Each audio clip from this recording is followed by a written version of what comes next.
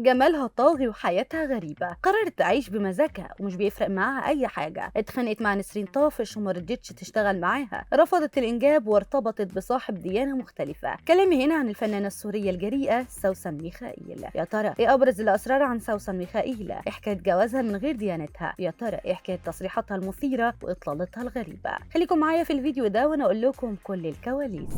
هدومها واطلالاتها اللي بتظهر بيها بتخلي ناس كتير تنتقدها. هي مش بتسكت ابدا وبترد على اي حد بيقف قدامها. بقالها سنين في الوسط الفني من بعد ما بدأ التمثيل سنة 1995. شاركت في افلام ومسلسلات كتير، بس الافلام الجريئة واللي فيها مشاهد مش عاجباها بترفضها، لدرجة انها اتخلت عن فيلم كانت هتلبس فيه مايو. صورها تبان جريئة وناس كتير بتنتقدها، بالذات لما بيظهر معاها اي حد من زمايلها الفنانين، واللي كان اخرهم مع مصور معاها في مسلسل، والناس كلها خرجت وقالت ان في علاقه بتجمعها بيه، وبدا يسالوها عنه، وهي كل ردها عليهم انها بتهاجم كل اللي على السوشيال ميديا. تخيلوا شايفه الناس دي قد ايه تافهه والناس اللي عليها فاضيين، ده لان الصور بتاعتها كانت جريئه حبتين. ده اللي اضطر المصور انه يشيل صوره معاها من حساباته بسبب الانتقادات اللي اتعرض ليها. سوسن ميخائيل اتقال عليها كتير ان في مشاكل بينها وبين فنانين زمايلها كتير، لكن هي كانت بتخرج وتنفي ياما ان في مشاكل بينها وبين اي حد. بس بقى خناقتها مع نسرين طافش كانت قدام كل الناس. الخناقه دي بدات اصلا من الفانزات اللي حصل بينهم الخلاف، وبعد كده تحول ما بين الفنانين. لما خرجت سوسن ميخائيل تدافع عن نفسها قالت انها اتفهمت غلط، بس ما رضتش تمثل في مسلسل جوقة عزيز